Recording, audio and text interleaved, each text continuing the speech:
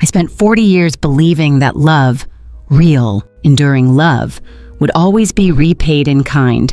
That if you gave your all as a mother, held back your dreams, and filled the silence with support and sacrifice, eventually someone would say thank you. But no one did. Not when I sold the only home I ever owned to help my son buy his dream house. Not when I quietly folded his laundry or picked up his children from school in the pouring rain. Not even when I gave up my own medications so there was enough to buy vitamins for his kids. You see, the hardest part of betrayal isn't the act itself. It's realizing it came from the person you built your life around. This isn't just my story. It's a revenge story of a woman who gave too much for far too long and finally woke up. I didn't notice how the word mother had disappeared from my life until it was replaced with could you and would you. Could you pick up the kids? Would you make dinner? Could you fold that? Would you mind sleeping in the laundry room since the guest room needs to be turned into an office? It happened slowly, quietly. And because I had raised my son to chase dreams and work hard, I assumed he respected me. But respect doesn't disappear all at once. It erodes like stone underwater. By the time you realize you're standing on nothing, it's already too late. My name is Martha Gillings. I'm 68 years old. And my spine isn't as straight as it used to be. My knees ache in the morning. My hands curl a little more than they should. But I remember everything, especially the parts I never said out loud. My husband passed when I was 39. Car accident. He was supposed to stop by the store on the way home from work and never made it back. Just like that, I was a widow with a 7-year-old son and a mortgage. I remember standing in the kitchen the night of the funeral, trying to figure out what to do with the casserole someone had brought over, and wondering if anyone would ever call me anything other than so sorry for your loss. I never remarried. Not because I didn't want to, but because my son Derek became everything. I poured every dollar, every minute, and every ounce of me into raising him. Private school. I cleaned houses on the weekend. Football camp. I pawned my wedding ring. College tuition. I picked up shifts tutoring other people's children at night, even though my feet were blistered from standing all day. When Derek graduated from business school, I thought, this is it. He made it. We made it. He married Heather shortly after graduation. She was polished, ambitious, and reminded me of women who used to glance at me sideways in the school pickup line, well put together, perfectly manicured, always in control. I wasn't intimidated. I figured she'd love my son, and that would be enough for me. 3 years ago, Derek invited me to move in with them. I had just retired after decades in the school system, and I was still mourning the loss of my small house. My mortgage had ballooned, and I couldn't afford to keep it. He told me, "Mom, you don't need to live alone anymore. Come stay with us. We'll take care of each other." And I believed him. Of course I did. I used the money from selling my house, my last real asset, to help him with the down payment on their new 2-story in a quiet subdivision outside of Indianapolis. The home was beautiful, with a spacious kitchen, granite counters, a guest room that later became an office, and a little play area for their kids, Ellie and Mason. I moved into the smallest room, what had been a utility space, barely wide enough for a twin bed. Heather decorated it with minimalist shelves and a folding chair. "We'll make it cozy," she said. I remember trying to smile, to feel grateful, to remind myself that I wasn't alone. At first, things felt okay. I helped around the house, cleaned, cooked, and took care of the kids while Heather worked from home and Derek tried to grow his consulting business. The thank yous faded fast. The warmth in their voices cooled. I became a fixture, a part of the house that functioned quietly in the background, not quite family, not quite staff. One night, I heard Heather telling Derek, "Your mom's here all the time. We never get space. It's like we adopted a responsibility we didn't ask for." And Derek didn't defend me. He said, "She won't be around forever. Just let it be." I didn't cry then, but I stopped wearing perfume in the house after that, stopped playing my favorite music in the kitchen, stopped watching TV in the living room after dinner. I became invisible. I kept telling myself it was temporary, that maybe they were stressed, that maybe I was being sensitive. But deep down, I knew I had become a shadow in my own child's home. Last winter, I got bronchitis. I tried to hide it. Didn't want to be a bother. But one morning, I coughed too hard, and Heather came rushing into the room, not with worry, but irritation. "You can't stay here like this. You'll get the kids sick," she said. Derek didn't even come into the room. He called from the hallway. "Mom, maybe it's better you take a break for a few days." "A break? You can go to a hotel or something until you're better," he said. "We'll Venmo you." Something. He didn't Venmo me anything. He handed me $7 in cash and a grocery bag to pack my things. That was the night everything changed. And yet, I didn't scream. I didn't beg. I just stood there, holding the crumpled bills in my palm, wondering how I could have raised a man who thought that was okay. I didn't know it then, but that was the beginning of something far greater than revenge. It was the start of reclaiming my name, my dignity, and my voice, and I wouldn't give it up again, not for anyone, not even my own son. I stood on the porch with a grocery bag in one hand, a thin coat barely covering my back, and $7 crumpled in the other. Derek didn't even look me in the eye. He handed me the money like it was a tip, like I'd just mowed his lawn and he didn't want to feel too guilty. "Call us if you need anything," he mumbled. But we both knew that number would ring unanswered. The door clicked shut behind me, and for the first time in 43 years, I realized I didn't have a key to anything anymore. Not a home, not a room, not even a mailbox. It's strange.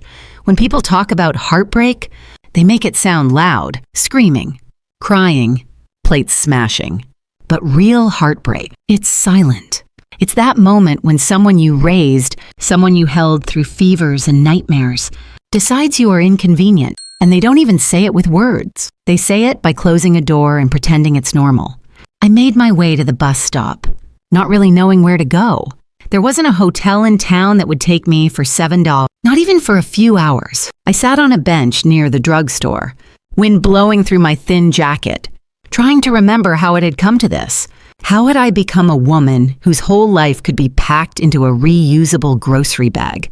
I know some of you watching this might be thinking, why didn't you fight back? Why didn't you yell or demand more? But when your own child turns away from you, not out of rage, but indifference, what's left to fight for? Have you ever been treated like you were already gone? Like you were someone else's problem the moment you became inconvenient? That's what it felt like. And I know some of you have felt that, too. I sat there for what felt like hours. I didn't cry. I couldn't. I was too cold to cry, too numb to feel anything but shame. Eventually, I walked to a small coffee shop still lit on the corner. It was called Hazel's. It had one of those neon signs half burned out, and the smell of fresh cinnamon rolls punched through the winter air like a warm memory. I stepped inside mostly for the heat, but I stayed because of her. Hazel was behind the counter, a woman maybe 5 or 6 years younger than me, with silver blonde hair in a loose bun and a sweatshirt that said Midwest Made. She looked up from the register and smiled, a real smile, the kind I hadn't seen in months. "Cold out tonight," she said, wiping her hands on a dish towel. I nodded. "Yes, ma'am." "Miserable." "Sit down." She motioned toward the counter. "You look like you could use something hot." I took the far stool, unzipped my coat, and set my bag at my feet like a child clinging to her last toy. "Tea, okay?" she asked. "Perfect." She poured hot water into a mug and dropped in a bag of chamomile, like it was a ritual she'd done 1,000 times. "I'm Hazel," she said, handing me the cup. "Martha," I said softly. "Nice to meet you." Martha. I didn't tell her the truth right away, that I had no place to sleep, that I had no money, that the only family I had had just tossed me out like expired milk. But I think she knew. There's a look we older women give each other when we've seen the same type of pain. After a few minutes of silence, I asked, "Is there a shelter nearby?" Hazel paused, then wiped the counter again even though it was already clean. "There's one about 12 blocks from here," she said, "but it fills up fast in the winter." I nodded, feeling my chest tighten. "Tell you what," she added, her voice soft, "I've got a little apartment upstairs. My daughter moved out years ago and left her room just as it was. It's not much, but it's warm. You're welcome to stay until you figure things out. I stared at her. Total disbelief. I can't accept that, I said quickly. Why not? She raised an eyebrow. Someone helped me once when I had nowhere to go. I'd be letting them down if I didn't pay it forward. My eyes stung. I looked down at my tea so she wouldn't see the tears rising. For a moment, I didn't feel like a ghost. I felt like a person again. That night, she helped me carry my things upstairs, though I had so little. It fit in one trip. The room was small but cozy. A twin bed with a faded quilt, a shelf lined with books no one had opened in years, and a window that overlooked the alley behind the coffee shop. It wasn't much, but it felt like mine. Later, as I lay under the covers, sipping the last of my tea, I thought about Derek. I wondered if he even noticed I was gone. I wondered if the kids asked about me, or if Heather had told them I'd gone to visit a friend or wasn't feeling well. The truth didn't matter to people like her. It only mattered that I was out of the picture. I pulled the crumpled $7 out of my pocket, smoothed it on the nightstand. That was the price of my motherhood. $7. Not even a thank you, just a transaction. In that moment, I didn't feel angry. I didn't feel vengeful. I felt hollow, like I'd emptied myself so fully for someone else that there was nothing left for me. Hazel knocked gently before bed and left a blanket folded at the end of the bed. Tomorrow's a new day, she said softly. I smiled. Maybe tomorrow. I'd begin again. But tonight, I slept in a room where no one rolled their eyes when I coughed, where no one told me I was a burden. And that, small as it was more than I'd had in years. The silence that morning felt heavier than the blankets wrapped around me. For the first time in years, I didn't wake up to the sound of someone calling my name, asking for something, or reminding me that I was needed, but not wanted. I sat up slowly in Hazel's guest room, the sunlight cutting soft lines across the wooden floor. It was quiet, peaceful, even. But underneath it all, I felt a strange ache in my chest. Not just grief, something deeper. A feeling that I had disappeared from the world, and no one had noticed. In my son's house, I had at least existed. Barely. Now, I didn't even know what I was. A stray, a guest in someone else's life. A woman whose usefulness had expired. I went downstairs and found Hazel already behind the counter. She was humming softly to herself, wiping down the glass pastry case. "Morning," she said when she spotted me. "You sleep okay?" I nodded. Better than I expected. Glad to hear it. She poured a fresh cup of tea and handed it to me without asking. "You've got a calm energy about you," she said. "But your eyes, they look like you're carrying 100 pounds of memories." I smiled faintly. She wasn't wrong. I sat at the counter, sipping slowly, watching people come and go. Most were regulars, teachers, shopkeepers, old couples who still split one muffin and shared the crossword. They said hello to Hazel like she was part of their morning ritual. Nobody noticed me, just another face in the corner. And maybe that's what stung the most. Not being rejected, but being erased. At home, I had at least been someone. Even if they rolled their eyes when I spoke, even if they used me more than they appreciated me, I had a role. Grandma, housekeeper, driver. Now, I was no one. A woman in borrowed clothes, drinking borrowed tea, in a world that kept turning without her. Around noon, the rush slowed down. Hazel sat beside me at the counter. "Tell me something," she said gently. "What would you do if you could do anything?" I blinked. Anything. Anything. I thought for a moment. It had been years since I even let myself think in that way. And yet, the answer came quickly. "I used to love photography," I said. "Back when Derek was a baby, I had this old Canon film camera. I used to take pictures of everything. Birds in the backyard, trees, clouds." His tiny fingers gripping mine. "What happened to it?" "Sold it," I said. "When the furnace broke, had to choose between heat or hobbies." Hazel nodded. She didn't look at me with pity, just quiet understanding. "You still got that eye for it, you think?" I shrugged. "Hard to say.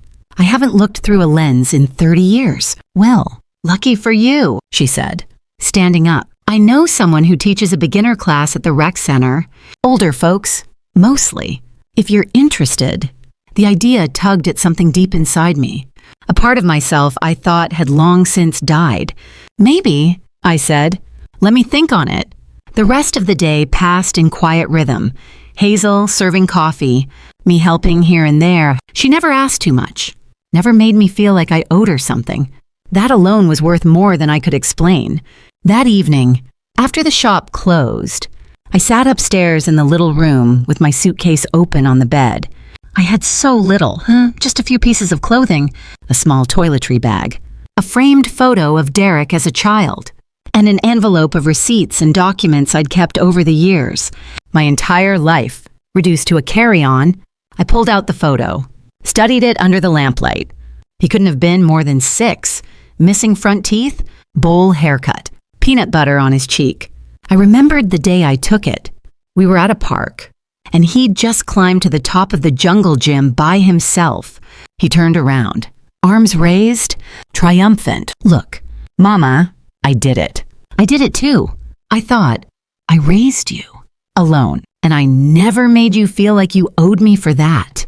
But somewhere along the line, he must have started believing that love had an expiration date, that once I wasn't useful anymore, I didn't count. I tucked the photo away and pulled out the last item in the suitcase, a folded lottery ticket. I had bought it the night before, half joking with Hazel. After she said beginners are lucky, I hadn't even checked it. I didn't expect anything from it. It just felt like something to do when the world had forgotten you. I laid it on the nightstand, untouched. What would I even do with money? Buy a home, travel. At 68, would it change anything? Or would I still be the woman sitting in the corner, sipping tea, watching a life she gave away? I couldn't sleep that night. My thoughts kept circling back to one truth I couldn't shake. I hadn't just lost my home, my place in the family. I had lost myself. Who was I now? If I wasn't Mom, if I wasn't Grandma, if no one called or checked or missed me, for the first time in my life, I wasn't needed.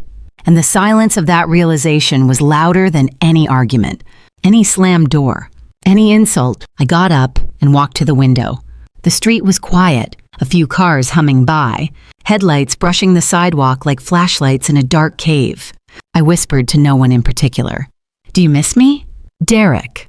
Then, after a moment, I answered myself, quietly, bitterly, no, you don't. That's what cut the deepest. Not that he pushed me out, but that he didn't even think about what it would cost me.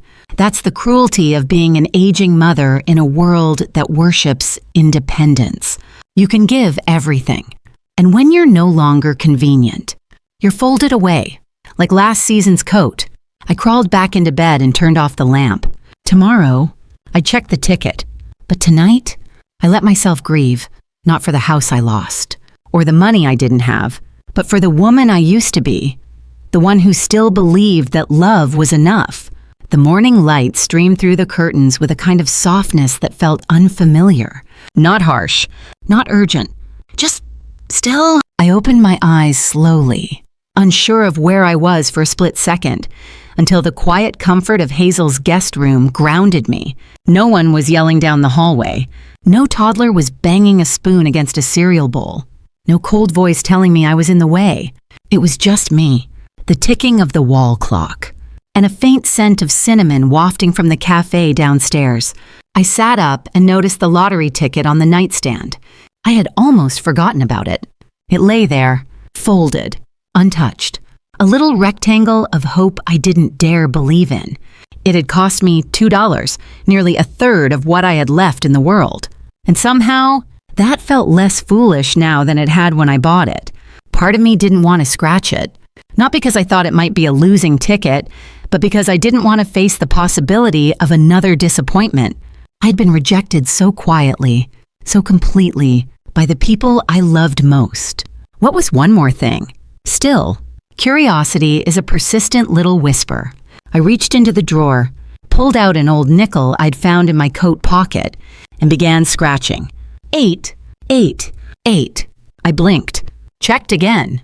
800, 800, 800. 3 matching numbers. No confetti, no dramatic music.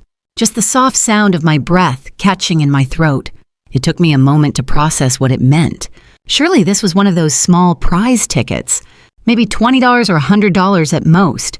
I picked it up and went downstairs to the cafe, still in my slippers, gripping the ticket like a fragile leaf. Hazel looked up from the espresso machine. "Morning, Martha. You okay?" I nodded slowly, holding out the ticket. "Can you tell me what this means?" She took it, studied it, and then blinked. "Oh my God," she whispered. "This is a winner." My mouth went dry. "How much?" Hazel looked up, stunned. $800,000. I sat down before my legs could give out. She placed a glass of water in front of me, her voice steady. "You hit the jackpot, Martha." I couldn't speak. I couldn't even think straight. $800,000. Me, the woman who just last week had been handed $7 and a grocery bag and told to go figure it out.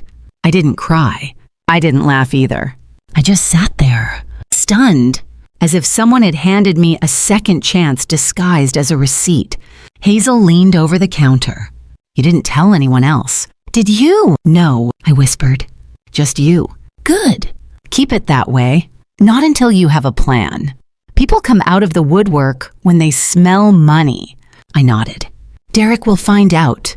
Hazel's eyes softened. "Eventually. But by then, you'll be ready." That afternoon, she connected me with her nephew Nash, a banker who had helped others manage windfalls before. He met me at the cafe, reviewed the ticket, confirmed it was valid, and explained the process. "It'll take a few days to verify and issue the payout," he said. "You'll get about $560 Zen after taxes." Still, that's life-changing. Life-changing. What does that even mean for someone who has no life left to change?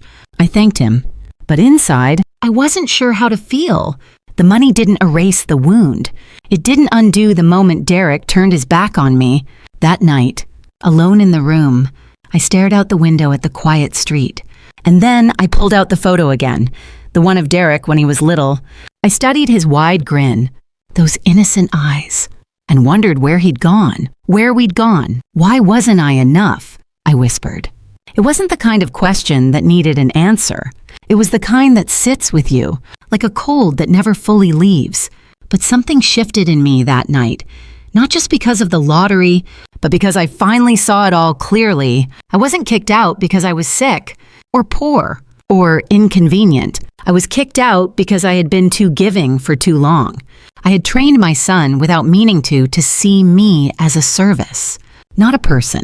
And I had let it happen, not because I was weak, but because I was so full of love that I forgot I needed to be loved in return. That realization stung more than the betrayal itself. But in some strange way, it also set me free. I wasn't just a victim.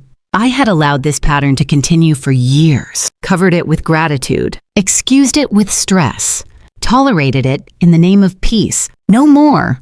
I looked in the mirror, hair graying, skin weathered, eyes tired, but still alive. And for the first time in decades, I asked myself, what do I want? Not what did my son need? Not what did my family expect? What did I want? I wanted a place to call my own. A space where I could wake up without apology. A life that didn't revolve around proving I was still useful. And maybe, just maybe, I wanted joy. Not loud, sparkling joy, but quiet, earned joy. The kind that fills your chest when you realize you've finally come home to yourself. I ran my fingers along the windowsill. Tomorrow, I'd start planning. Hazel offered to help. Nash would guide me through the paperwork. I'd open an account, look for a small apartment, maybe sign up for that photography class after all. And no, I wouldn't tell Derek. Not yet. Because this wasn't about teaching him a lesson. It was about learning my own. This wasn't about revenge. It was about restoration. A quiet, gentle reclaiming of the life I had buried under years of giving. And this time, no one would take it from me. The first thing I bought wasn't a new car or a fancy television. It wasn't jewelry or designer clothes or even a proper coffee machine. It was a coat. A warm, heavy, camel-colored wool coat, something I'd admired for years but never let myself purchase. Too expensive, too unnecessary. You're a mom, not a model, I used to tell myself, but when I put it on in the store, a small local boutique with real wooden floors and polite sales ladies, I didn't feel foolish. I felt like a woman who had come in from the cold. The second thing I bought was a camera, not the point-and-shoot kind, a real one, digital, with interchangeable lenses and buttons I didn't yet understand. The salesman tried to upsell me on a newer model, but I chose the one that reminded me of my old Canon, the one I'd pawned all those years ago to fix the furnace. I cradled it the way a mother holds a newborn, carefully, reverently, like it could bring something back to life. Because maybe it could. Hazel was the first person I showed. She grinned as I unboxed it at the counter after the breakfast rush had cleared out. "Look at you," she said. "Next thing I know, you'll be selling prints in the front window." "I'm not there yet," I laughed. "But maybe someday. You're already further than you were last month," she said. "You have a coat, a camera, and your own name back." She wasn't wrong. A few days later, I signed a lease on a one-bedroom apartment across town, small, sunny, with tall windows and creaky floors that made me feel like the place had history. It overlooked a park where golden leaves danced in the breeze like little messengers of change. I moved in with just my suitcase, my new coat, and a sense of possibility I hadn't felt in decades. Hazel and her nephew Nash helped me furnish it. Simple things. A sofa, a small kitchen table, a reading chair by the window. No one told me what to hang on the walls. No one borrowed my things or told me my colors were outdated. For the first time in years, I could put a cup down on the counter and know it would still be there the next morning. I was living alone, but I wasn't lonely. Not anymore. I enrolled in a photography course at the community center, mostly retirees, a few college students, and one man who caught my eye not because he was charming or flirty, but because he listened. His name was Elliot, 70, widowed, a retired engineer who loved landscapes and symmetry.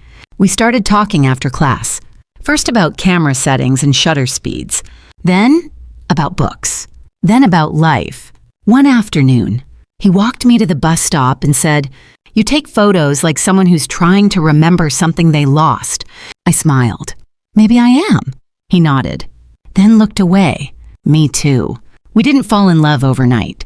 That's not how it works at this age. But something gentle and true began to bloom between us, like a late-season flower refusing to give up just because the world said it was too cold to grow. At Hazel's Cafe, I started helping in the mornings again. Not because I had to, not for a roof or food or out of guilt, just because I wanted to. Because it felt good to pour coffee and remember names and see people smile when they recognized you. Hazel insisted on paying me, nothing huge, but enough to make me feel valued, like I was part of something again. I kept the lottery winnings mostly untouched. Nash helped me invest carefully, some in savings, some in conservative bonds. "Enough to live on," he said, "enough to dream with."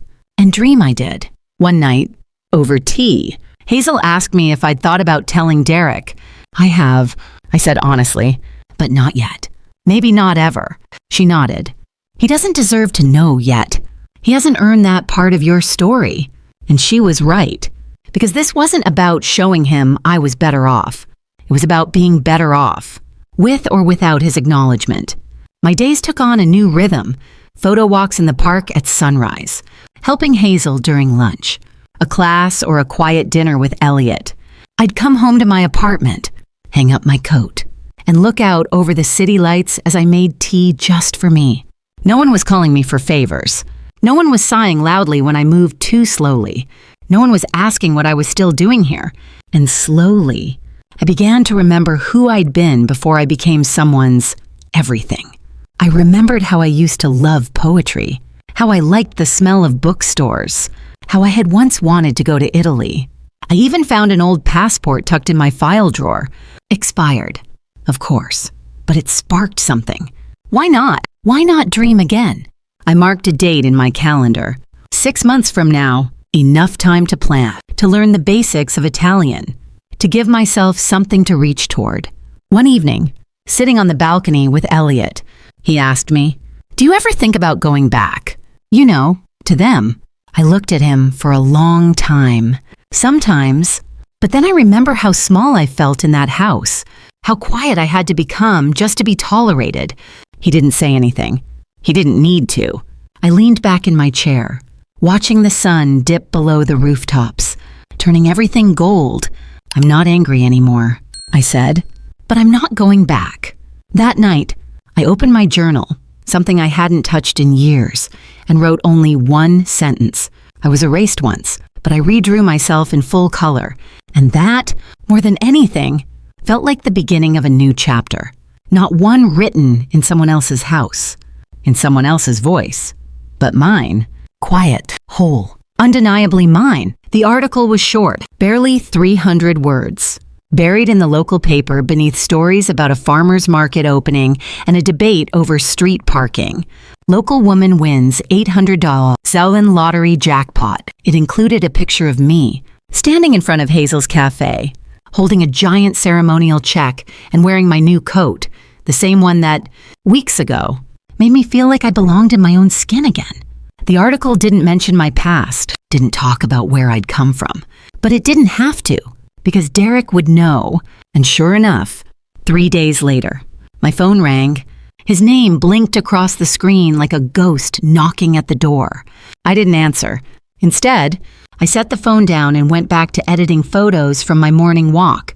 There was one I liked in particular, a shot of a single bird taking flight from a bare tree branch, empty sky all around it, free, unhurried, and entirely on its own path. I didn't need to hear his voice to know what it would sound like. It would be syrupy sweet, laced with just enough guilt to sound genuine. He'd talk about family, about how we've been thinking about you. He'd say Ellie and Mason miss their grandma. He'd avoid the word sorry, but dance around it like it was implied. And maybe, once I was softened up enough, he'd mention help, some unforeseen hardship, medical bills, an investment that didn't pan out. Maybe Heather had lost her job. Maybe the car broke down. Maybe their luck had simply run out, but mine hadn't. And that was the difference now, because luck wasn't just about money. It was about clarity, about finally seeing what you refused to look at before. I'd spent decades believing that love meant self-erasure, that being a good mother meant disappearing quietly behind your child's success. That one day, when the house was bought, the kids were grown, the career was built, they'd turn around and say, "Thank you." But not all children do. Some look back and see only stepping stones, and you, who carried them across every storm, become just another shadow behind their light. The knock on my apartment door came the next morning. I knew it would. I didn't flinch. I didn't fix my hair. I didn't rehearse a speech. I just opened it. There stood Derek, well-dressed, tired-looking, and more than anything, uncomfortable. "Hi, Mom," he said. Derek. He looked past me, at the apartment, the modest furnishings, the art on the walls, mostly my photographs. One of them was of a broken bench in the park, covered in moss and sunlight. "You look different," he said. "I feel different," I replied. He shifted. "Can I come in?" I stepped aside. He sat on the edge of my couch like a visitor in a waiting room. I offered him tea. He declined. "I saw the article," he finally said. "I figured." I was surprised. I wasn't. He blinked. "You're mad." "No, Derek, I'm not mad." He waited for me to say more, to crack, to cry, to offer some opening where the old dynamic could slide back in. But I didn't. "I just wanted to say," he began, fumbling. We miss you. The kids ask about you." I nodded. "They're good kids." He looked down at his hands. "Heather and we've been going through some things. It's been a tough year. I'm sorry to hear that." He glanced at me. "I made a mistake. That's true." He waited again. But I wouldn't save him this time. Wouldn't hand him the script or help him find the words. Finally, he sighed. "I was wrong." "Okay." "That night, I shouldn't have said those things. Or done what I did." "You didn't just say things," I said quietly. "You made a choice. You reduced me to a problem. Not a person. Not your mother. A burden. I know, I nodded. And now, he looked at me, truly looked at me, for the first time in a very long while. Now I see how wrong I was, how much you gave, and how much I took for granted. That might have meant something once, but now it was just information. Do you want something? Derek. His mouth opened, then closed. He looked ashamed. No, I just wanted to see you, to say that I'm sorry, and maybe to ask if we could try again. I stood up, walked to the window. Outside, the wind was moving through the trees like it knew where it was going. I turned to him. You and I, we're not enemies. Derek, I don't hate you, but I don't owe you my silence anymore, or my presence, or my savings. He looked down again. I want a relationship with the kids. I continued. If that's something they want too, they're welcome to come visit me anytime. What about us? There's no us, Derek, I said, gently but firmly. There's just you and me and the truth between us. And the truth is, you didn't just forget me. You erased me. And I worked hard to draw myself back. He swallowed. I understand. I walked him to the door. And as he left, I didn't feel triumphant. I didn't feel vengeful. I felt free. Not the kind of freedom that comes from winning something, but the kind that comes from no longer needing to be won back. That evening, I sat on the park bench near my apartment, the same one I'd photographed in the fall. The light was softer now. The air carried the scent of spring. Elliot joined me, handing me a coffee. How'd it go? Exactly as it needed to. He smiled, said nothing. I leaned back, watching the sky dim to amber, and for the first time in a long time, I knew I was exactly where I was meant to be. And if you've ever been made to feel invisible by someone you loved, if your giving heart was used until it broke, then you understand what this means. Tell me, have you ever had to walk away from someone who only remembered your worth when they saw what they could take from you? I'd love to hear your story.